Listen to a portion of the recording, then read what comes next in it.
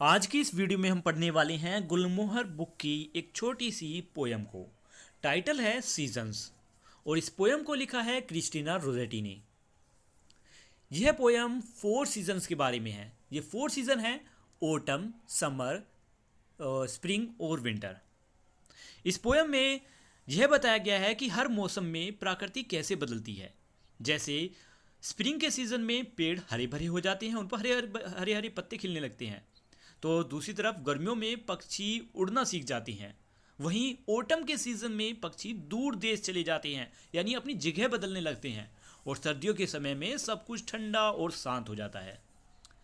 यह पोयम सरल शब्दों में प्रकृति की सुंदरता और बदलाव को दिखाती है। तो चलिए अब इस पोयम को रीड करते हैं, लाइन बाय लाइन या स्टेंजा बाय स्टेंजा हम इसको रीड करेंगे और इसका हिंदी मीनिंग समझेंगे। सबसे पहले जो हमारे सामने स्टेंजा आया है वो है स्प्रिंग के बारे में। In spring time when the leaves are young, clear dewdrops gleams like jewels hung on bough the fair bird roost among।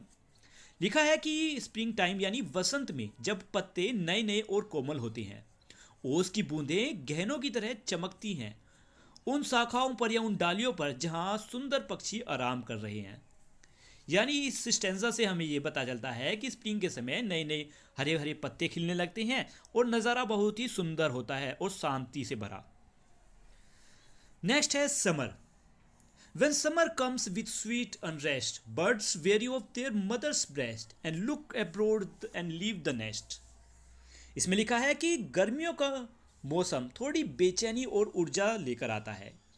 पक्षी माँ के पास रहकर थक जाती हैं और बाहर देखने लगते हैं और घोंसला छोड़ देते हैं।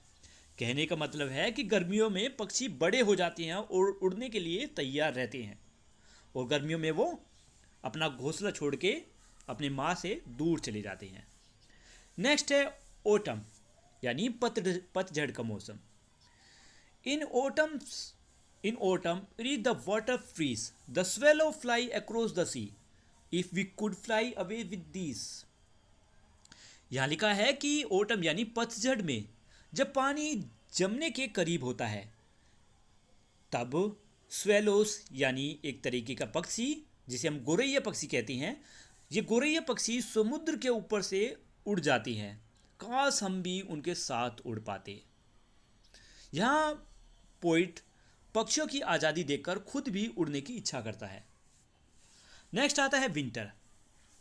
In winter when the birds are gone, the sun himself look starved and wan, and starve the snow he shine upon।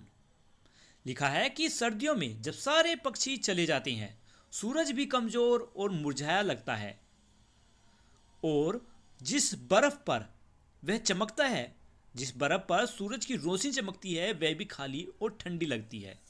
यानी सर्दियों का समय बहुत ठंडा और उदास भरा लगता है। बस यहीं पर हमारी ये पोयम ख़त्म होती है। उम्मीद है आपको पोयम अच्छे से समझ आई होगी। मिलते हैं नेक्स्ट वीडियो में, तब तक के लिए बाय बाय। आज की इस वीडियो में हम पढ़ने वाले